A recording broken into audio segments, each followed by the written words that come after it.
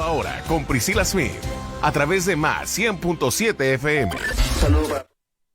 4:23. Gracias a todos los amigos que se están uniendo o que ya están unidos desde el principio de nuestro programa. Esto es Orlando Ahora a través de Más 100.7 FM. Me encanta que puedan formar parte de nuestra audiencia. Estamos completamente en vivo en este jueves 15 de abril compartiendo una tarde de noticias e información y también de entrevistas. Estoy más que contenta, más que agradecida con Dios y por mi profesión por ponerme en contacto con gente tan maravillosa, porque están viendo ustedes a pantalla compartida a la doctora Dadilia Garcés. Ella es epidemiólogo y también experta en salud pública. Antes de entrar de lleno, yo tengo que definitivamente resaltar las virtudes de la doctora Dadilia, porque mi emoción definitivamente se entiende cuando estamos teniendo la posibilidad de conversar con una mujer de la talla de la doctora Dadilia. La doctora Dadilia Garcés Mejía es profesora universitaria asociada al programa de asistentes médicos del campus médico de Miami-Dade College.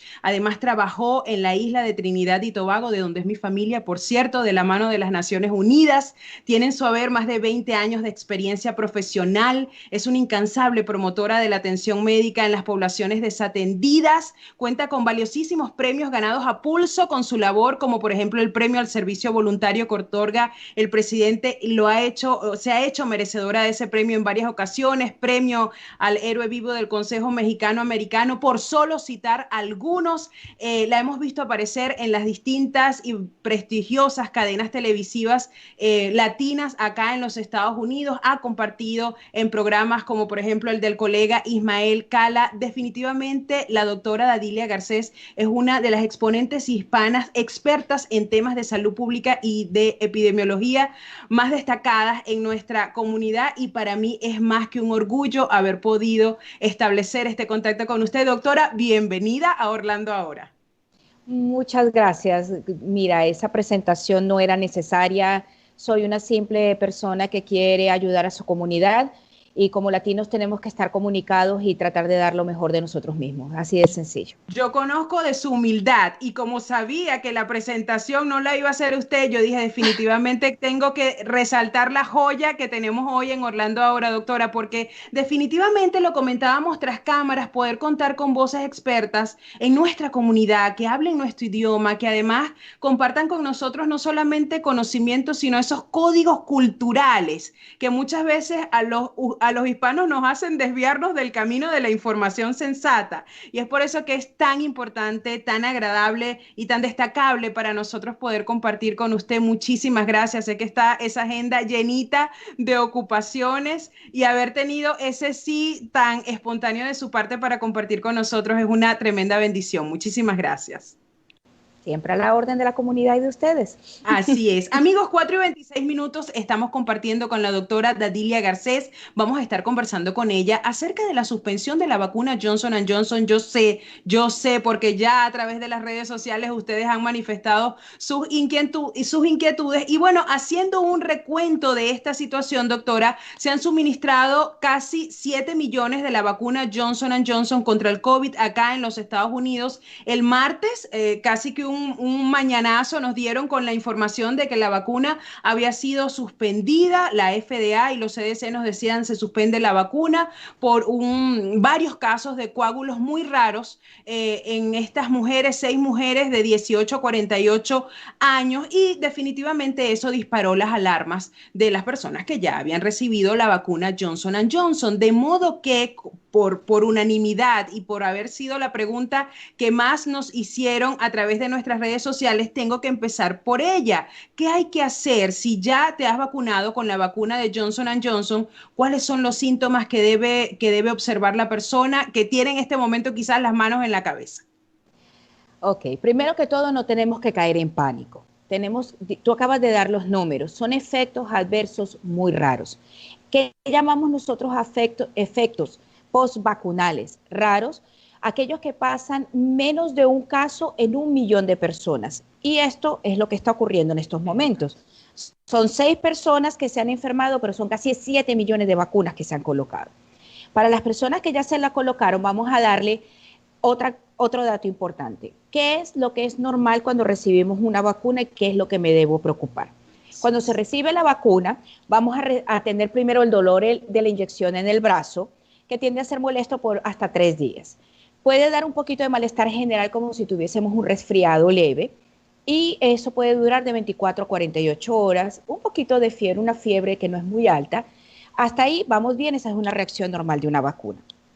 ¿Qué se esperaría si tienes el riesgo? Porque tenemos que hablar también de que esto no le pasa a todo el mundo, hay un riesgo, hay una predisposición. Si tienes el riesgo a que algo pase diferente con la vacuna de Johnson y Johnson, tienes que estar muy atento después de la primera semana y hasta antes de que termine la segunda, porque fue el periodo de tiempo entre 6 y 13 días que se presentaron estos trombos en estas pacientes. ¿Cuáles son las manifestaciones clínicas a las cuales tienes que acudir de inmediato a una emergencia?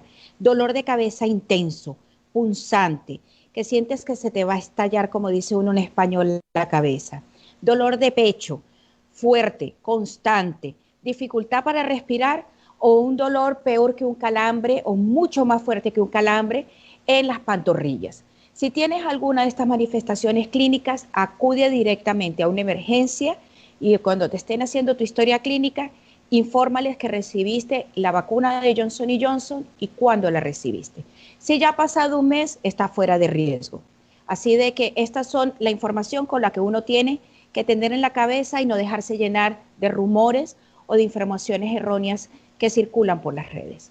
Doctora, según su conocimiento, que además es amplio en estos temas de salud pública, ¿cuándo cree usted que va a terminar esta suspensión? Y en este momento la vacuna está suspendida, pero ¿qué es lo que está pasando alrededor de la vacuna? ¿Estamos esperando por qué?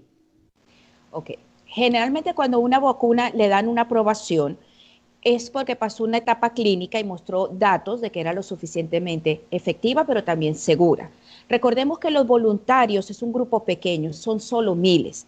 En cambio, cuando ya se empieza a distribuir la vacuna a nivel más amplio, ya son millones de personas y van a empezar a ocurrir no solo las vacunas, en medicamentos también. Por eso es que hay un sistema que se llama de vigilancia postvacunal o postmedicamentosa para saber qué reacciones están saliendo.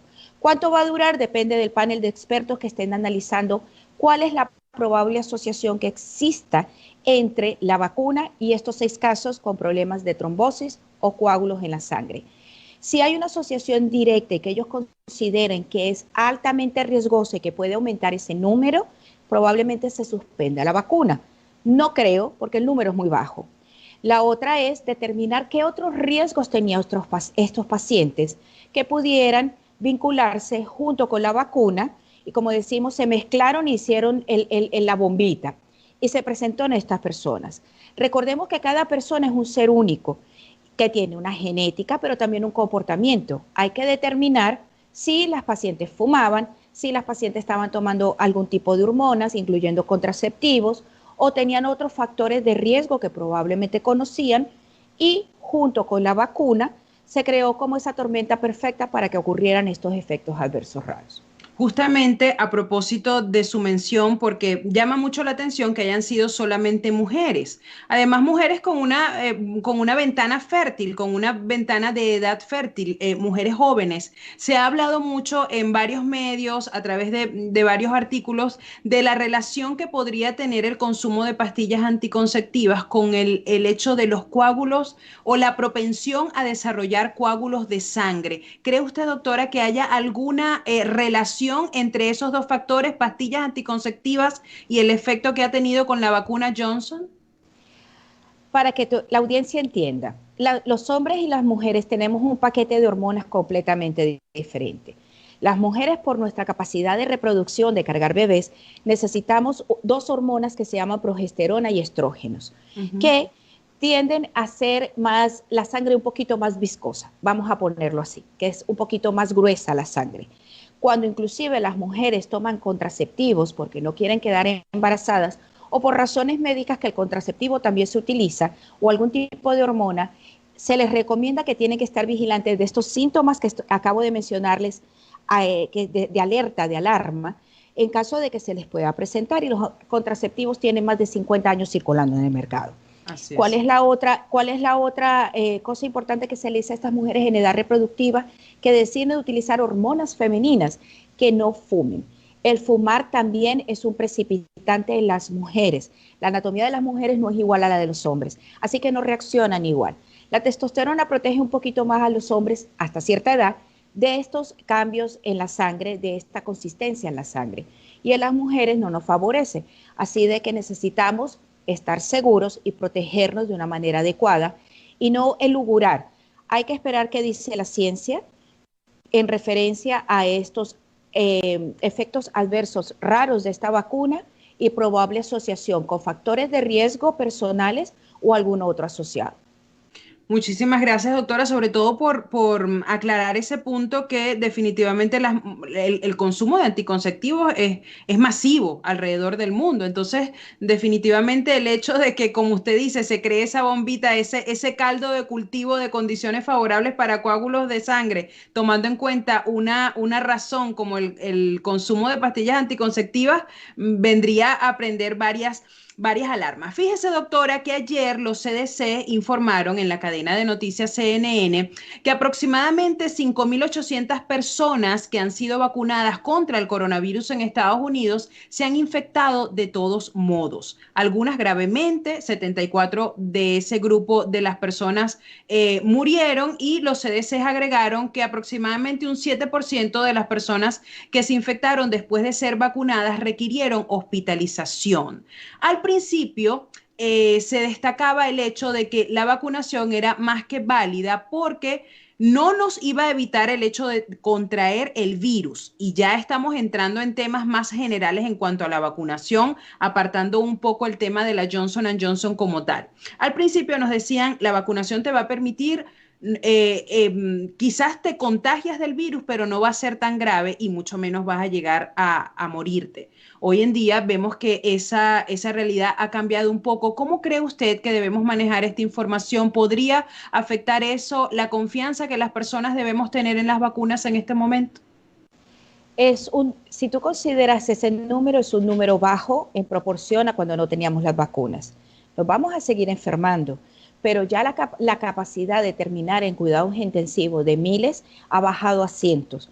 Y eso muestra la efectividad de la vacuna. Tú lo mencionaste, la vacuna está diseñada para disminuir la severidad de la enfermedad. Y volvemos, estos pacientes probablemente tenían otras condiciones. Si eres obeso, diabético, hipertenso y te da el COVID, volvemos a tener las tormentas perfectas para que las personas fallezcan o tengan complicaciones.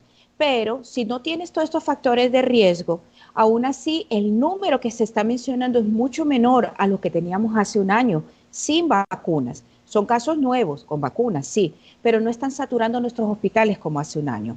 Aquí hay algo importante que destacar y que voy a aprovechar tu espacio para tu audiencia de ¿Cómo no? Florida Central.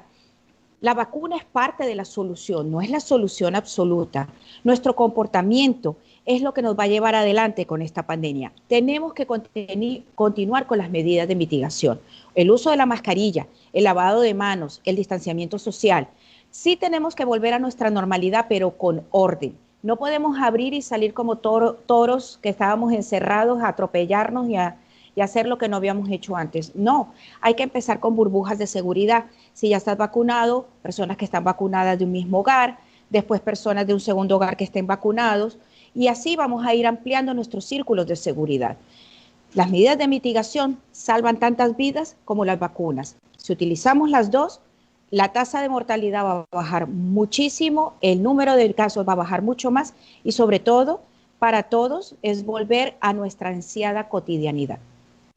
Así es, 4:37, amigos, seguimos conversando con la doctora Dadilia Garcés, epidemióloga y además experta en salud pública, contestando justamente las inquietudes que ustedes nos hicieron llegar a través de nuestras redes sociales. Algunas de ellas tienen directamente que ver con la vacuna Johnson Johnson a propósito de su suspensión y otras tienen que ver con la vacunación en general. Y justamente es allí a ese abanico de preguntas que nos hicieron. Muy buenas, por cierto, doctora, ya usted me va a decir si no, a mí me parece que la audiencia se votó, se pusieron a hacer la tarea y no desperdiciaron la oportunidad de hacerle llegar a usted estas preguntas. La primera pregunta, que además la realiza Rita, Rita nos escribió a través de nuestro Instagram y hace una pregunta que a mí particularmente me pareció muy interesante. Dice así, si una persona recibió su primera dosis de vacuna, Moderna o Pfizer, ¿puede contagiarse mientras espera su segunda dosis?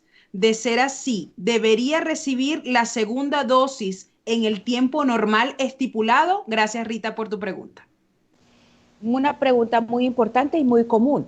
Sí, recuerden de que en el periodo de tiempo entre una dosis y la otra, puedes enfermarte. Eso puede pasar, sobre todo porque con la primera dosis, yo siempre digo que en las vacunas de 2 dosis, la primera dosis es como cuando uno le da la teoría en la escuela, en lo que estudiemos o en lo que queramos aprender, y la segunda es la práctica, que es realmente cuando te toca colocar las manos y ver qué es lo que vas a hacer, ¿ok?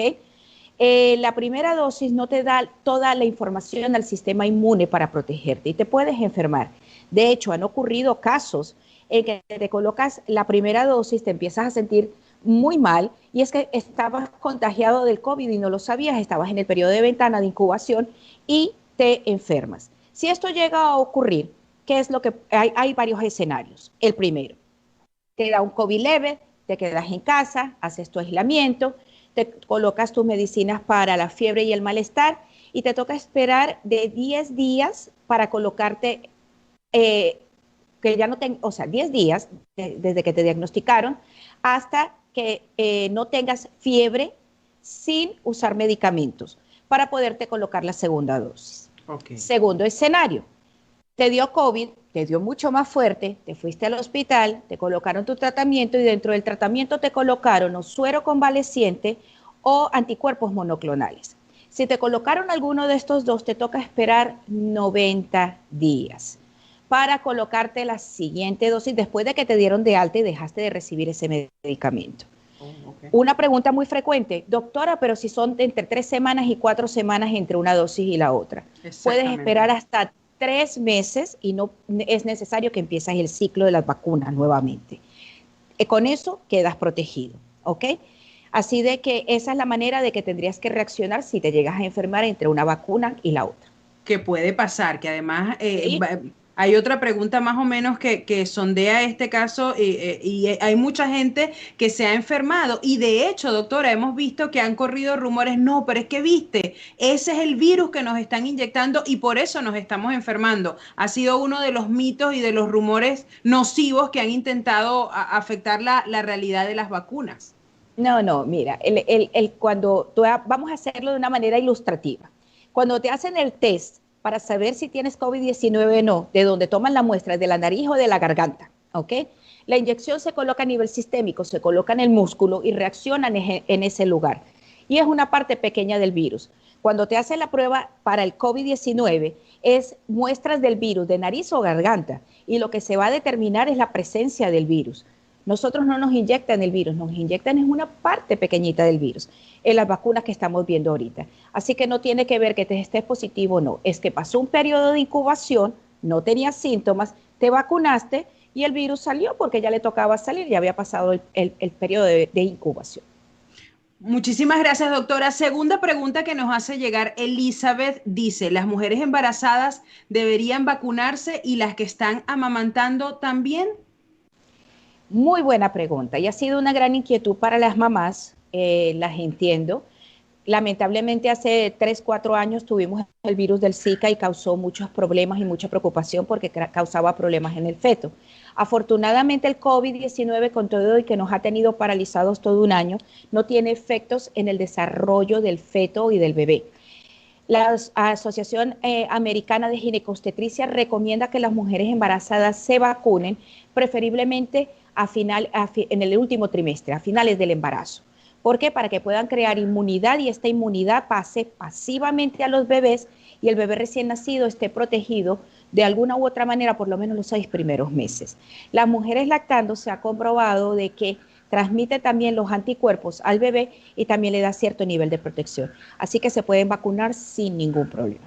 Interesantísimo, doctora. Próxima pregunta, dice, mi mamá tiene artritis y alergia a la aspirina. ¿Debería vacunarse? La pregunta viene desde Nueva York, por cierto, la realiza Mari. Mari, siempre mi consejo es de que consulten a su médico de cabecera. Ellos son los que conocen perfectamente tu condición clínica. Voy a tomar el caso para aclarar algo. Las personas que son alérgicas extremas, que se llama alergia extrema en medicina, los que tienen choque anafiláctico definido por dificultad para respirar, se colocan morados cuando comen algún alimento o reciben algún medicamento, aún así se pueden vacunar, pero tienen que avisarle al proveedor de salud que tienen ese tipo de reacción. Aquí en Estados Unidos, este tipo de paciente generalmente tiene lo que se llama un EpiPen o una inyección de epinefrina, siempre con ellos porque tienen reacciones muy adversas. Con ellos se les recomienda que se vacunen bajo la supervisión de un médico o cerca de un centro hospitalario. Si nos fijamos en los centros de vacunación, todos tienen una ambulancia a disposición por si acaso pasa un efecto de estos adversos que también tiende a ser muy raro. Los demás pueden vacunarse. Sin embargo, quien tiene la última decisión es tu médico de cabecera, consúltalo con el médico tratante de tu mami. Muchísimas gracias, doctora. Próxima pregunta tiene que ver cuáles serían las condiciones médicas que según la doctora ella consideraría peligrosas al momento de vacunarse y que nos hacen evitar vacunarnos. O sea, entiendo cuáles serían esas condiciones que según usted, si alguien las tiene, debería dejar de lado el tema de vacunación. Las personas se pueden vacunar. Sin embargo, reitero, tienes que consultarlo con tu médico porque cada quien tiene una condición diferente. Por ejemplo, los pacientes que reciben inmunoterapia después de quimioterapias o de radioterapias con cáncer no pueden recibir la vacuna, no porque les va a causar un efecto no deseado. Es porque la inmunoterapia lo que está haciendo es peleando contra el cáncer, contra el sistema inmune, entonces no vamos a agregarle otro enemigo para que siga peleando y la vacuna no va a funcionar, ¿ok?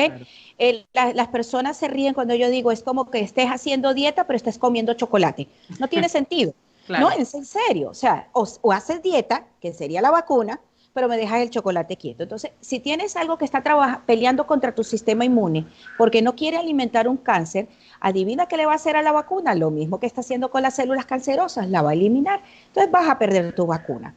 Sin embargo, consulten con sus médicos, que ellos son los que les van a indicar quiénes se pueden vacunar y quiénes no se pueden vacunar. Pero hasta el momento, la generalidad es que todo el mundo se puede vacunar mayor de 16 años con la Pfizer.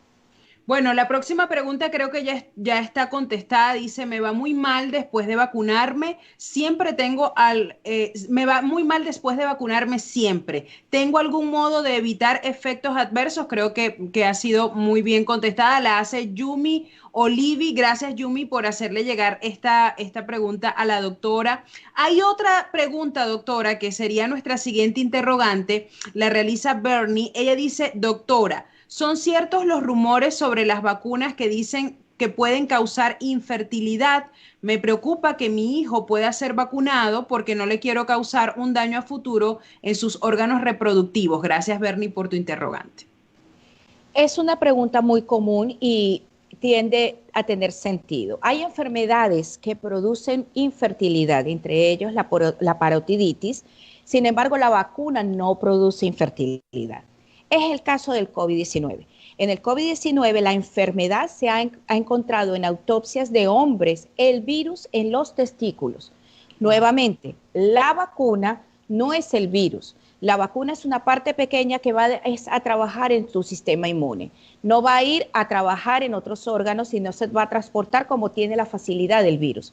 Así de que mi recomendación es de que, al contrario, por proteger su fertilidad y su futura procreación, lo más recomendable es que se vacune.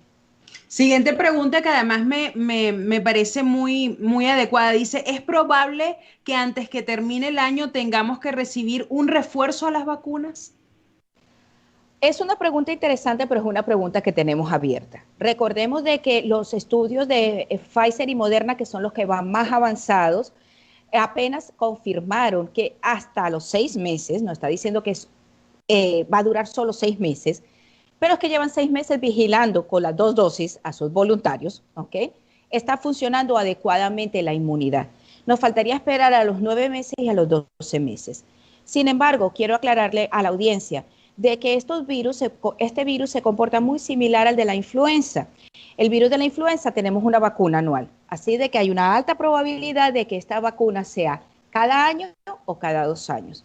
Que necesitemos un refuerzo a los 6 meses, todavía no está comprobado, pero estoy casi segura que va a ser anual o cada 2 años. Doctora, según lo que usted nos explicaba, en estas vacunas que tienen 2 dosis, la primera dosis es como un roce delicado que le hacemos a la protección. Luego ya sí viene como que a darnos una protección un poco más fuerte. En el caso de la Johnson & Johnson, si todo sale bien y se soluciona la situación, esta es una sola dosis. ¿Hay alguna condición en el caso de que las personas puedan elegir cuál marca de vacuna colocarse que deba ser tomada en cuenta? O sea, yo padezco de tales o tales cosas, mejor me voy por la de una dosis o mejor me voy por la de 2 dosis. ¿Hay algo que se pueda tomar en cuenta o no? En estos momentos mi recomendación siempre ha sido, las vacunas en este país son un regalo y los regalos uno los recibe con amor y agradecimiento, la que te toque, porque es algo que no te esperabas, es una bendición. Sin embargo, tenemos que esperar las recomendaciones de Johnson y Johnson a ver si ellos van a limitar o va a dar alguna característica o de edad o de género que nos pueda decir, o a lo mejor no nos dicen nada, pero estamos a la expectativa de eso.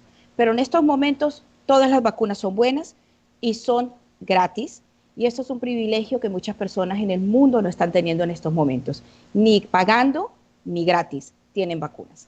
Tiene usted toda la razón. Hemos marcado una pauta incluso batiendo algunos récords de vacunación por día en los Estados Unidos.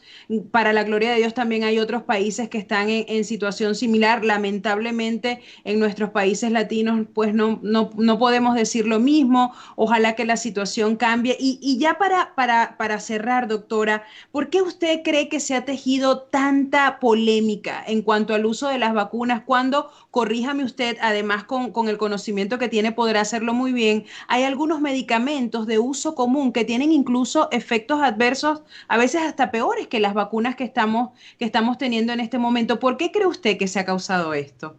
Mira, mi opinión ha sido de que lamentablemente la pandemia en este país y a nivel global ha tenido un gran tinte político. Nuestros líderes han abanderado la pandemia en general como una carrera política y una carrera de poder. No hubo en ningún momento una intención de liderazgo y de solucionar estas características como salud pública.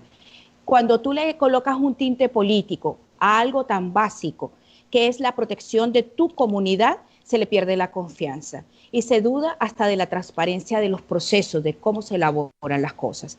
Así que yo espero que tengamos la oportunidad de seguir educando más a la población, porque la manera de combatir esto es a través de la educación, y ustedes los medios han jugado un papel fundamental en educar a la comunidad. Una pregunta que nos hacen llegar ya en el corte casi final de la entrevista. Dice, las otras vacunas, ¿sabe usted de las otras vacunas si han tenido algún porcentaje de mortalidad de personas que hayan registrado muertes tras aplicarse Moderna o Pfizer? En estos momentos la información que tenemos más reciente es la que mencionaste, de que a pesar de que se hayan vacunado, las personas se han enfermado. Ahora, si están preguntando de que hay algún efecto adverso raro, ya sea con Moderna o con Pfizer, en estos momentos no hay ninguna estadística o ningún informe que reporte estos efectos adversos. Así que bueno, pues ya ustedes lo han escuchado de manos de la voz de la doctora Dadilia Garcés. Doctora, no me queda más que nuevamente agradecerle este espacio que nos ha dedicado. Ha sido usted la luz en este túnel de desinformación, de rumores, de un bombardeo a veces abrumador de tantas y tantas informaciones no confirmadas, y de verdad que le agradezco muchísimo. Considere usted a Orlando Ahora y a Más 100.7 FM su casa para futuras apariciones. Gracias nuevamente por la invitación y por ser parte de la solución a este problema de desinformación. Muchísimas gracias, amigos. Era la doctora Dadilia Garcés conversando con nosotros. Vamos a hacer una pequeñita pausa y a la vuelta continuamos con más en la recta final de este Orlando Ahora, edición de jueves 15 de abril. Ya regresamos.